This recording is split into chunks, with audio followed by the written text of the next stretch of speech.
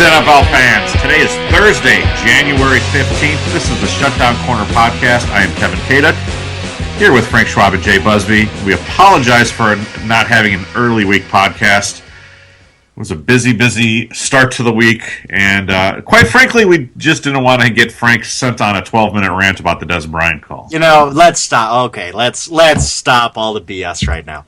You guys were in California, living it up on the beach. Well, the rest of us sad folks were sitting here bundled up. Let's not we were so. But yeah, look, it was. I'm sure the Mai Tais in Santa Monica. It was foggy and it was rainy and it maybe hit 65 degrees. Yeah, it was a nice respite from the cold of the Midwest. Jay and I were out at the main Yahoo brain in Santa Monica, Yahoo Media brain in Santa Monica, and working on a project that will be released the week before the Super Bowl, so be on the lookout for that. But yeah, so we didn't get to do the podcast, and I would have liked a chance to rant about that Dez Bryant call, because to me that was just... Well, you did. You ranted... It's not like there's a statute of limitations, Kevin. What do you think about the Dez Bryant call? What are you... Well, it's just old news at this point. I think people have moved on and want to talk about the title game. Give us your thumbnail sketch. What did you think of it? I was sitting there. We were in that office. We were having a great time watching that game, thinking this was going to probably be at the top of the list of this year's playoff games. Two classic teams, two classic quarterbacks, and then they just let out the air of that balloon. And it took the wind out of my sails for that second game, that Broncos-Colts game. I was like, well, who cares? I might get invested in this, and it might come down to some BS. Maybe Peyton Manning was watching that game and just decided, I can't even play. I can't go on. You think that play tore his quad made it worse? It might have.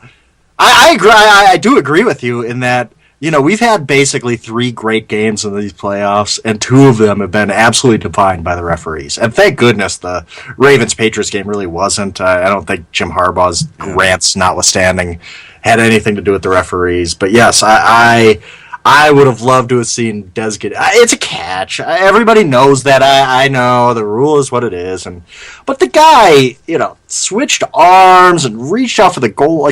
Really? That's not a catch? Yeah, I had someone email me with basically Supreme Court case law demonstrating what constitutes a possession. Seriously, if you printed it out, it would have been a 2-page email about what constitutes possession. And at this point, you're thinking... If you need that much justification for this stupid-ass rule, maybe it's time to rethink the rule.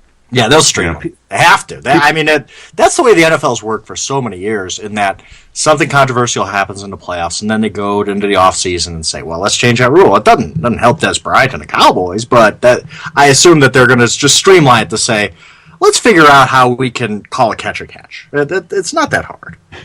And the thing was, I just did not see it coming. I really didn't until Mike Pereira piped up and said that's not a catch. I was like, wow. Yeah, I was kind of hope that Mike Pereira was wrong. And look, I was on the Cowboys bandwagon, but of course I'm not a real fan. And I don't think that catch guarantees the Cowboys win. But here's the other thing: maybe that robbed us of seeing a classic Aaron Rodgers drive, seeing one of the best of his game, one of the best quarterbacks in the game do his thing.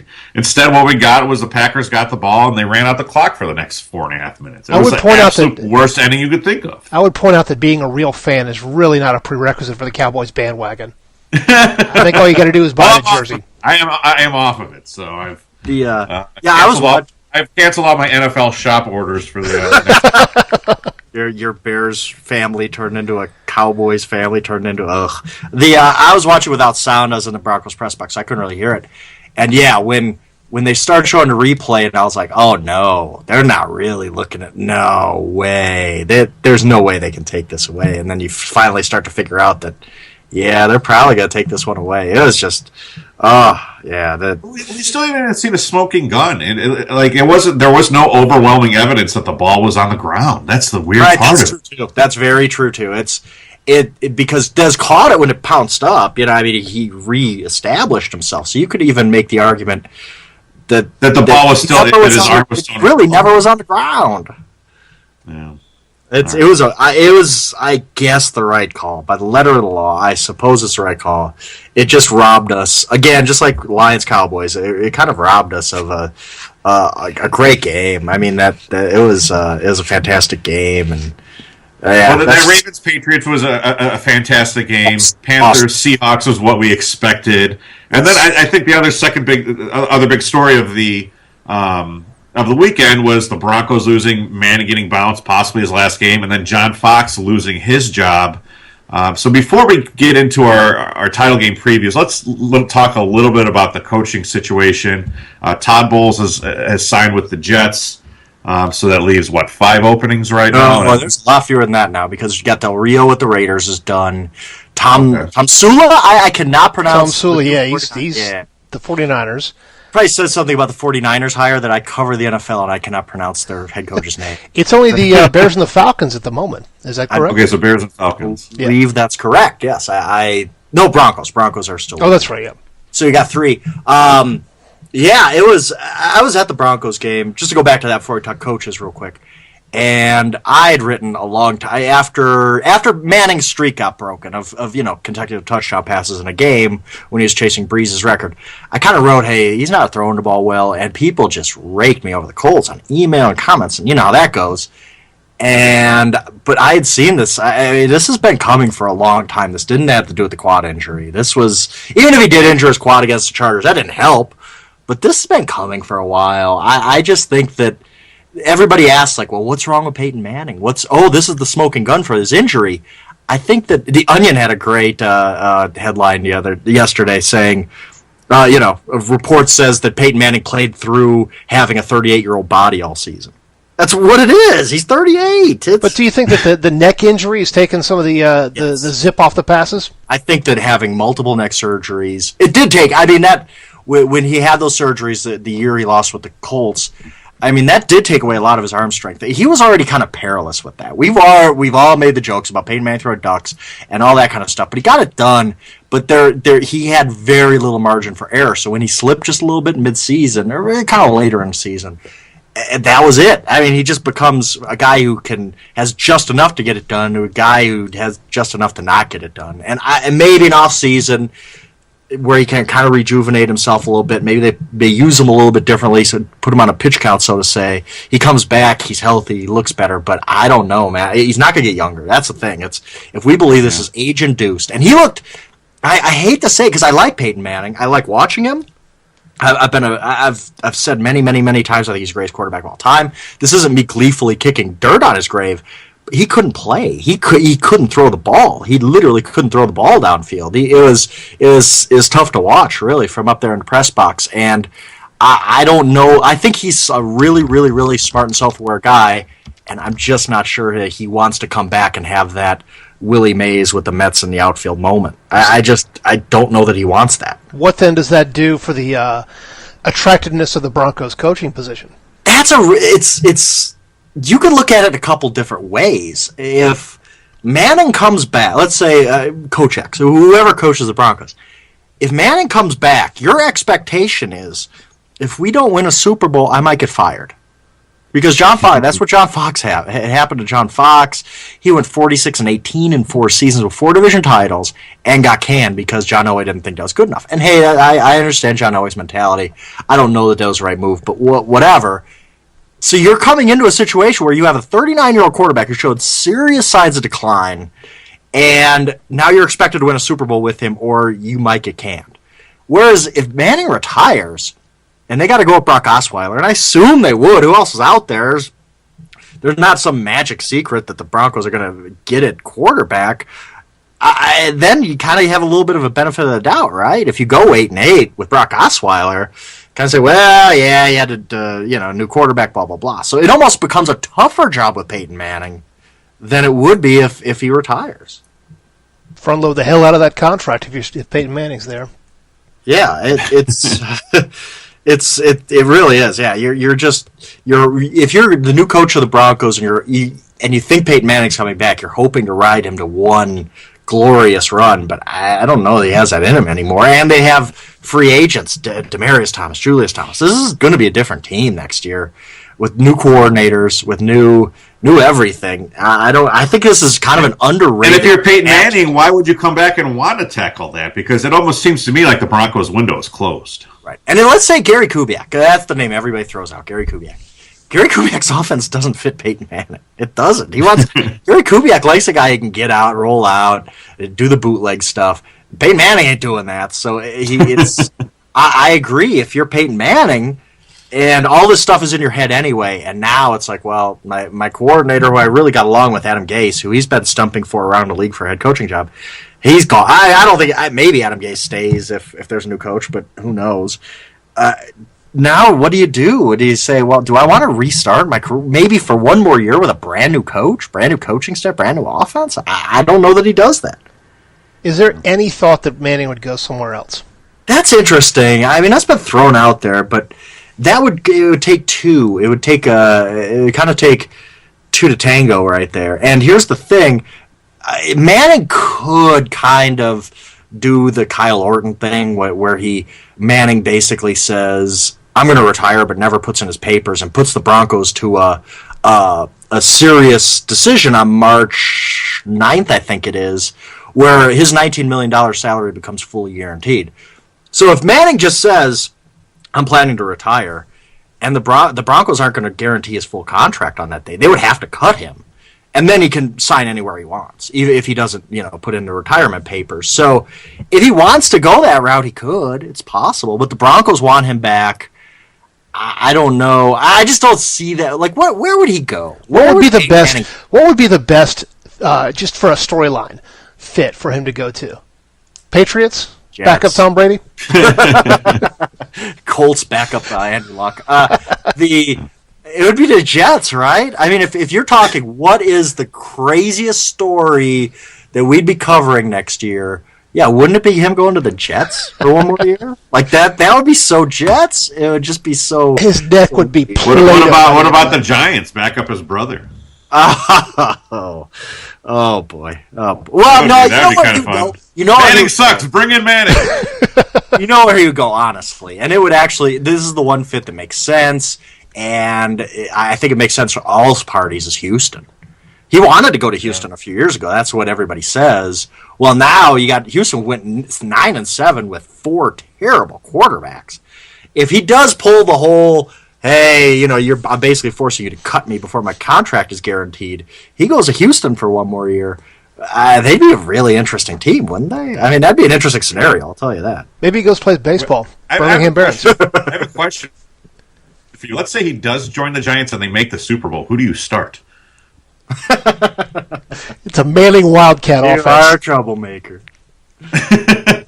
Moving forward here in Chicago, it seems like they've put up the Fox signal, and everyone wants John Fox to come here because everyone's been beating this drum. Oh, the Bears never hire anybody with coaching experience. There's a squadron of people are saying, wait a minute, this is a guy who just had a full loaded deck in Denver and couldn't do anything with it. Why are we giving him a third chance here and another paycheck on his way to retirement? I don't know how to feel. How should I feel about John Fox possibly being the Bears coach? Well, I'll say this about John Fox's Broncos tenure is that people, it's so ridiculous for people to say John Fox didn't get it done. Well, I guess. I mean, okay, let's go through it. Year one, he had Tebow when he went to the playoffs. He won a playoff game. Tebow never threw another NFL touchdown pass. So, pretty good, I would say.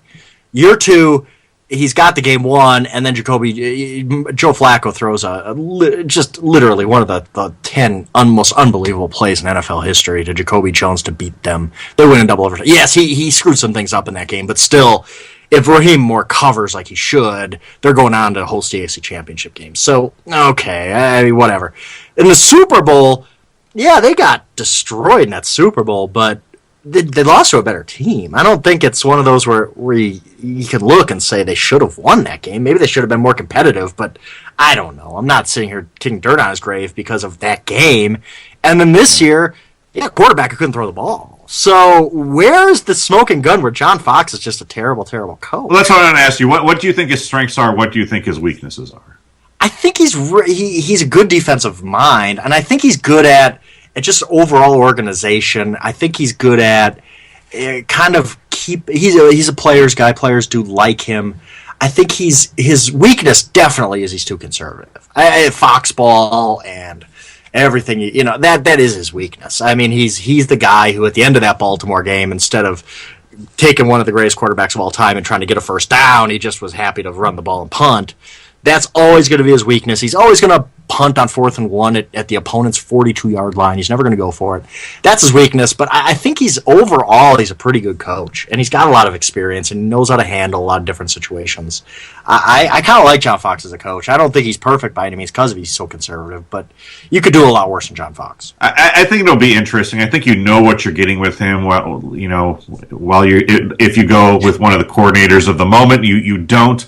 One of the things people have said, and I do like, is that he's always had coordinators. He has a pretty good eye for developing them and identifying them. He's a good delegate. He's a very good delegate. Yeah, which, quite frankly, has been a problem here in Chicago for a long, long time. So if we can get out of the cycle of Gary Croton and John Shoup and Mel Tucker and all those other names, people who shouldn't be named here in Chicago, I'm for it. So, boy, John Shoup was really awful. Man, I remember those offenses. Oof. So let me take that into where I am sitting in Atlanta. Yeah, I was going to say. And it's the flip side of that, where you're looking at a complete youth movement here. You got Dan Quinn, you've got possibly Adam Gase, you got possibly Terrell Austin. What are your thoughts on how Atlanta is setting up to? They didn't go for Rex Ryan, obviously, even though he apparently went for them. Atlanta seems much more in a coordinator mode. I think it's funny that everybody assumed Atlanta had the best opening because I guess Matt Ryan. I don't like the roster, but they do have Matt Ryan. And then nobody is taking their job. Todd Bowles went to the Jets with no quarterback, and Rex went to a situation that I don't know. I think the Bills have some good signs, but I wonder why he didn't take the Falcons' job. Why the Falcons weren't. That whole thing didn't work. The spin from here, and obviously it's being tainted by Flowery Branch, I'm sure, is that the Falcons had their eye on Quinn all along, and obviously he can't interview because he's still playing. Right. So we didn't want you anyway. There's two problems with that, and with Dan Quinn, and one of them is that how much credit do you give? I mean, Gus Bradley was doing well as Seattle's defensive coordinator. Dan Quinn is a coordinator for a defensive-minded head coach, and he has an unbelievable array of talent. Right. How much do you say Dan Quinn is responsible for the Seahawks' success? And I don't have anything against him. I'm just saying you have to ask yourself this. How much is he responsible? How much is the Seahawks having Earl Thomas and Cam Chancellor and Richard Sherman and Michael Bennett and Bobby Wagner and on and on and on? Where's the chicken and the egg there? And the second part is, what if Dan Quinn says no? You've waited now till February 2nd. It's February 2nd. I know that they have back channels and kind of figure this out. But, okay, it's February 2nd. The Seahawks have, let's say, won the Super Bowl. You go and say, hey, Dan Quinn, we want you. And he goes, nah, I don't really want your job. Okay, now what? Doug Marrone all the way. Doug Marrone. Well, that's Doug Marrone strike. Real quick, as a real quick aside, Doug Marrone strikes me as one of those stories we're going to be telling in 10 years. This guy opted out of a head coaching job and never got another shot. You remember Joe Smith of the NBA did that. He had some deal, I forget what the exact deal was, but it was some kind of vested contract, and it was it might have been like $100 million contract. I need to look that up. But he opted out of it on his agent's advice and then got nothing. Got like 10 cents on the dollar for the contract that he was actually negotiated. But I kind of like. I mean, if it's Dan Quinn in Atlanta, I like that hire. I'm just saying there's a little bit of a risk involved there. Sure. There's a little bit of a risk, and it's tough. All right, let's move on to the big games of the weekend. And for my money, I always like Conference Championship weekend. We probably talked about this last podcast before last year's games, but it's better than the Super Bowl. It's like none of the crap, all of the double the football. I love it. Home crowds. Let me ask you real quick. Let me ask you two guys. In that vein, what is the best weekend of the NFL year? Do you think it's Conference Championship weekend? I would say division. I think it's this last weekend. Yeah. You do? Okay. I'm the same way. More games, better teams, all that. Back-to-back day, more games. You might get a stinker, but I mean, they're usually all four are usually going to be pretty good. I wonder if you put up a poll, how many people would vote for that weekend? How many people would vote for Super Bowl weekend? How many people would vote for this weekend? I think you can make a decent argument. Like you said, you get rid of a lot of the BS. There's not conference championship parties where people are just talking about the advertisements. It's really a football weekend. I like it. How many people will vote for the NFL draft? Or how many If you vote for the NFL draft as your favorite day of the NFL year, I could tell you, I could guarantee you, I know, I could go to my phone right now and ask that question to 10 of my friends, and I get at least one answer. It's the NFL draft. That person needs to get out more. Have you guys seen the Bill Burr comedy special on Netflix where he talks about the NFL draft? Yes. I have not. And he says it's like it's like going to a graduation where you know none of the people and invested in none of them, but yet you see just everyone walking across the stage. It's kind of true. For me, I would take Week 1. I love the full NFL Sundays, all 17, but I think Week 1 is the best because it's opening day. Yeah. I do think Week 1 NFL Sunday is the best weekend. Yeah, there's nothing quite like hearing that last playoff song, the last song from Red Zone as it plays you off at the end of the season because you know it's going to be another 7 months before you see it again. It's so mournful. It is. Yeah, but I mean, you've got the 32 teams and 12 of them are awful. I mean, the playoffs, everyone is generally should be there other than the Panthers. Last week we had an awful team. I went to Seattle to see them. So yeah. By the way, you wanted to tell us about your Seattle trip real quick? Oh yeah, I was so on the way to CenturyLink Field. It felt great. I had a nice walk there, even though it was raining, which it always is there. But I love Seattle. I really do. I love going there. I'm going to be there this weekend. It's a fun city. I enjoy it tremendously. And the walk from my hotel downtown to the stadium is really cool. You see all the 12s come out and people getting really excited. And it's fun. It gets me in the mood. And I just stopped at this Irish pub to have lunch and ordered a clam chowder, which I've been mocked for many times since, because as soon as the national anthem was done, I went to the press box bathroom and vomited violently, everything in my stomach out, and then covered that game, got on a very early flight the next day to Denver, covered that game, and I'm just starting to get over it. I'm not completely all there. So where will you be dining prior to this game? I think I'm just going to wrap myself in a bubble. Take a peanut butter and jelly sandwich. Haven't you read Anthony Bourdain's book where he's just never order the clam chowder? I mean, that's stuff.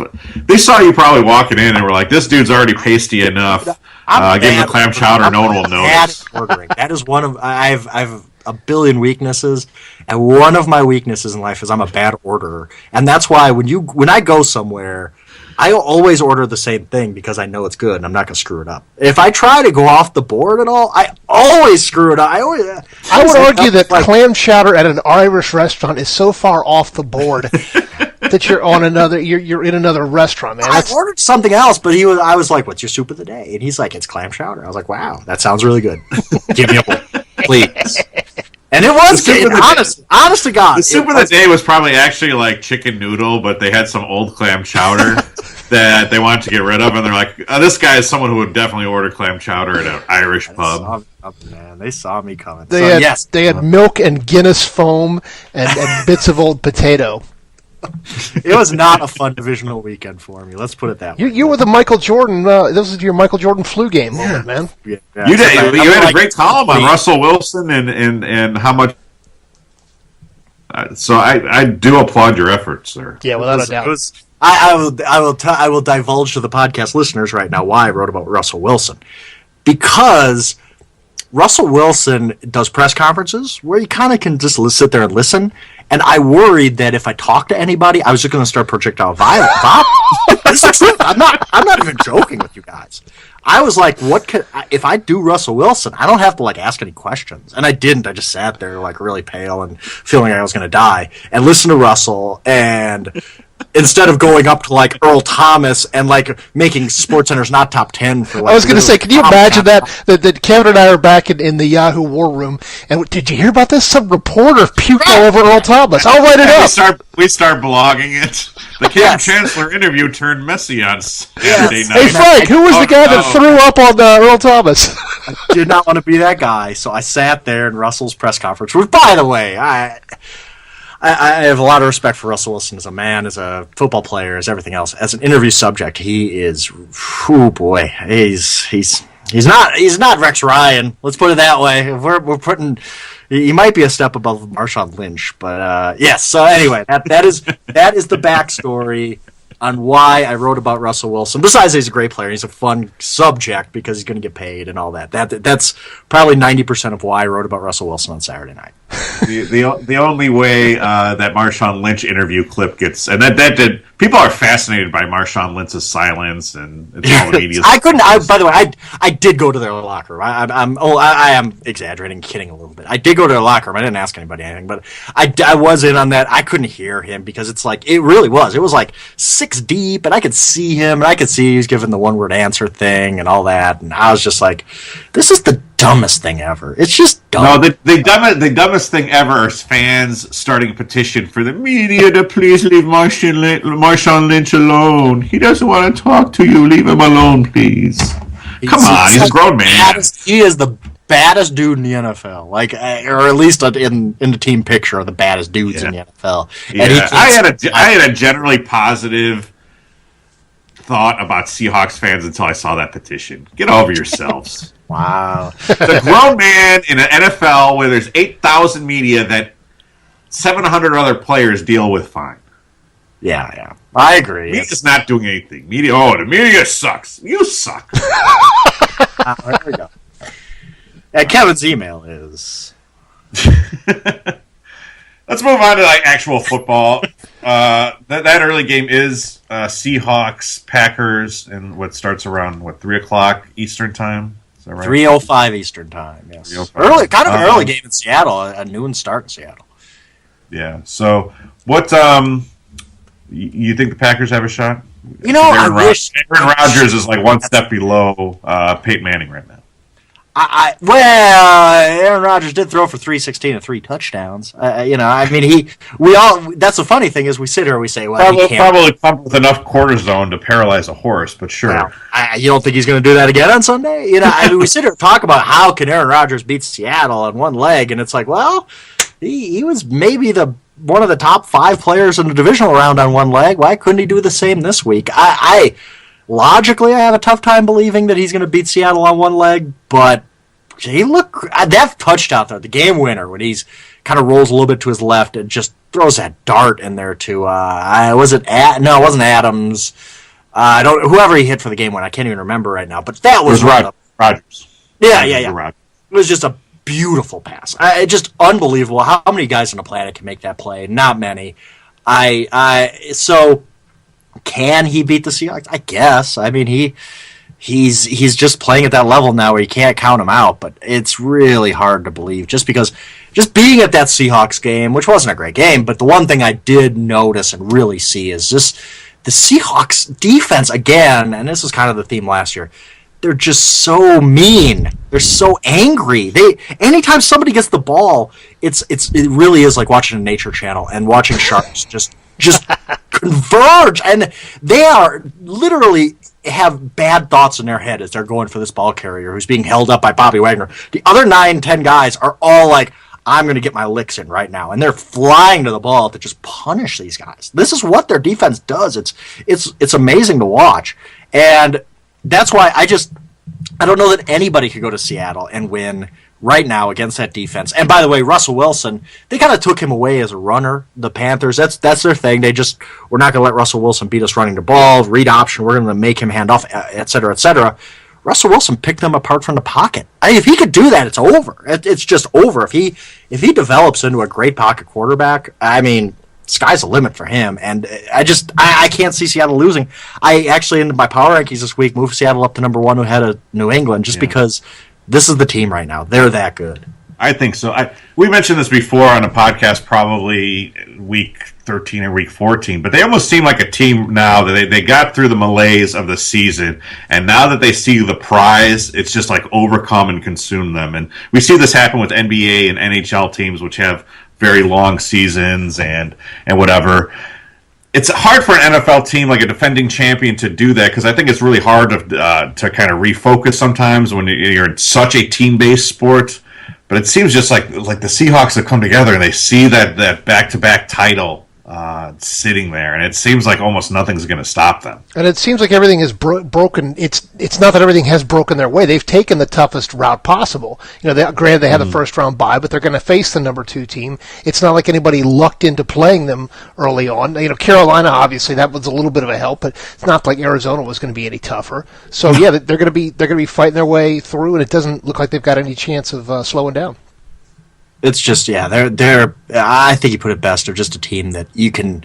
If there's a thought bubble as you're watching them, it is. They're just looking at that second Lombardi, and they can see it, and they're just so ultra focused, and they're on a mission right now. It's impressive how well they're playing.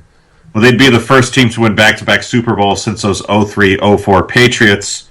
The Patriots haven't won since 2004, and of course they're playing in the nightcap against the Colts. And I think we sat here and glossed over that Colts-Broncos game and said, the Broncos are for sure going to win this game because we weren't impressed with the Colts. Indy didn't seem impressed with its own Colts. But now, if there were ever going to be a changing of the guard, what a story would be if Andrew Luck beat Peyton Manning and Tom Brady on the road in back-to-back weeks. Because it's still a one-man team, is it not? Well, no. I having seen them last week, and really, my mistake of just kind of sweeping the Bengals win under the rug and saying, same old Bengals, blah, blah, blah, because there were signs there. Look, every year, some team comes into the playoffs, and just whatever we thought about them in the regular season, it just changes. It literally just they shed their skin and they do something else. They played really well on defense, and I didn't expect that. I didn't expect this to be a very good defensive team, but they totally took the Broncos' run game away. And then their corners, who are really a strength of their team that we don't talk about enough, their corners took away the receivers. They just eliminated them from the game. I mean, Manning couldn't really throw the ball that well, but the receivers weren't getting open either. And if this offense or this defense can do that again, I mean, they can at least limit the Patriots some. The offense is playing. I mean, they're at least able to run the ball a little bit, and their offensive line has been very good for a couple weeks now. And I don't know how. They asked Anthony Costanzo, their left tackle, basically to block DeMarcus Ware one-on-one the entire game, and he did it. DeMarcus Ware, I didn't even know he was playing in that game. How is this happening? I don't know.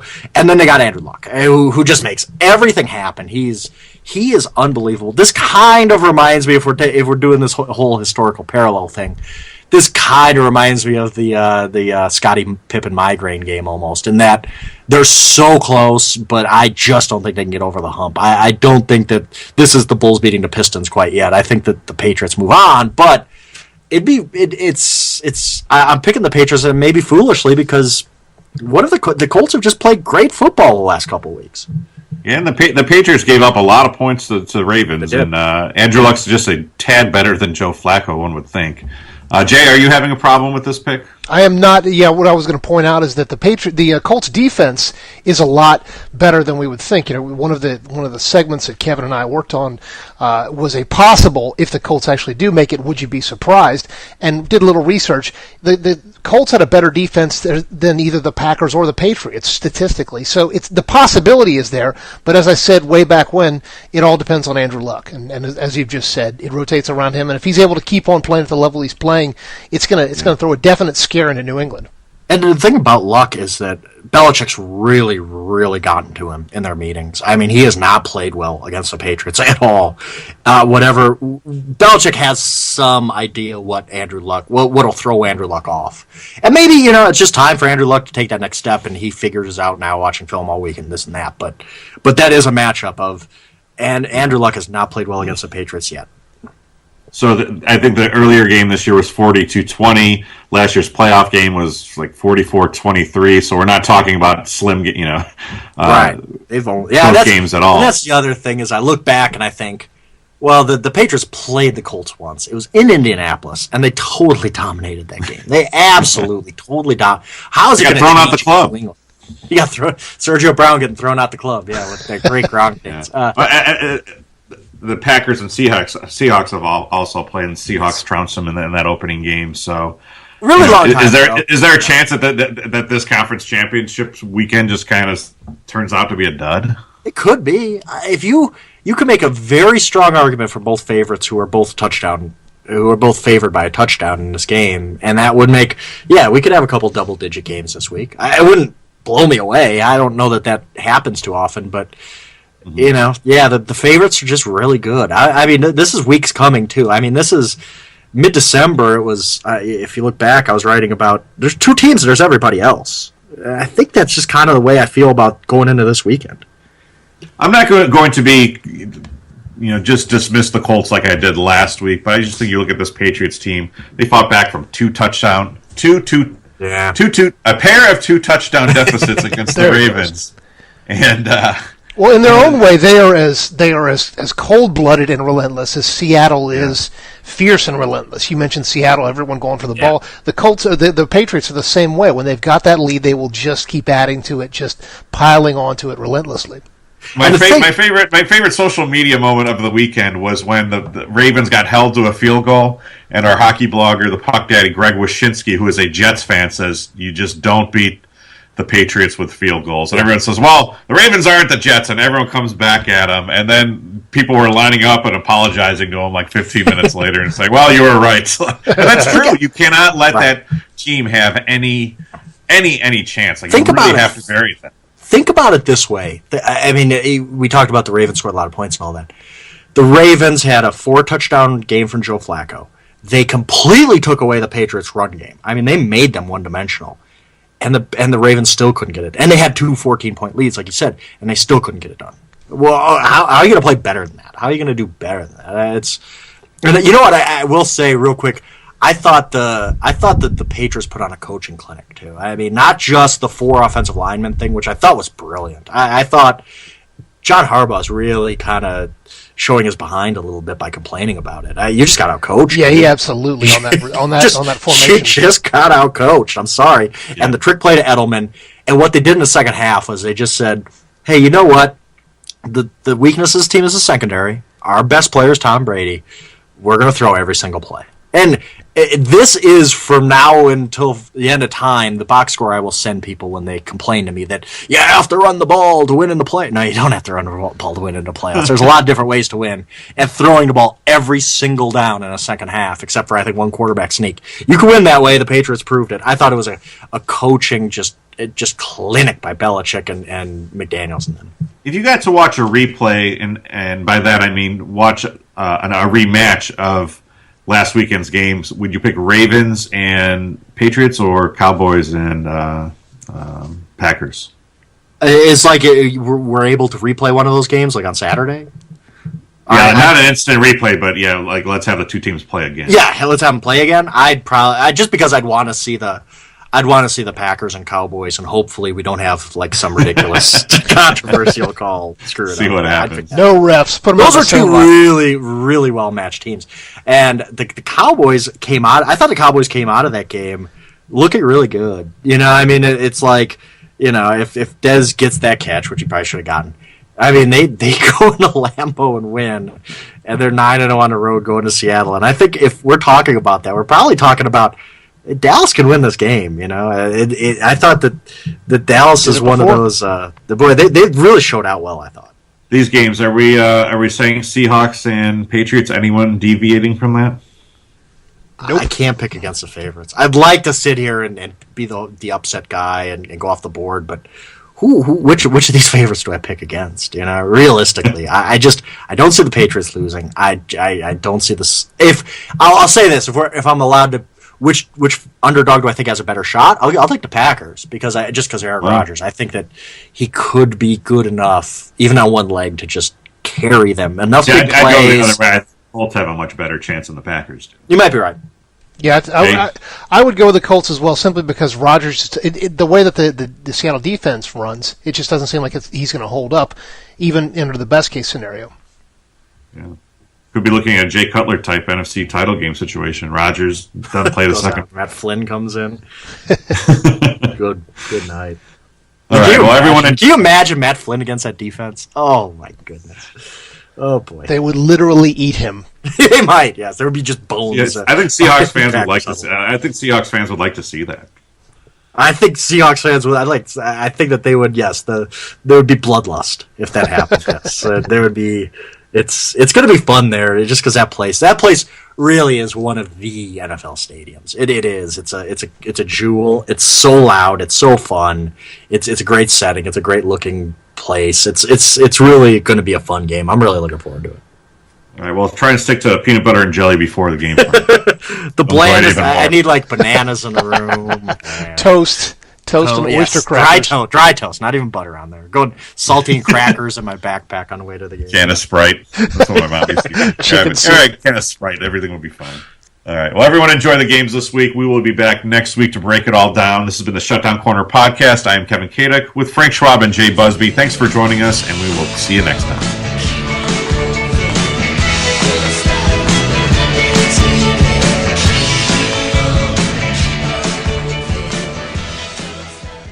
#100th episode coming up next time. Oh, man. Is it?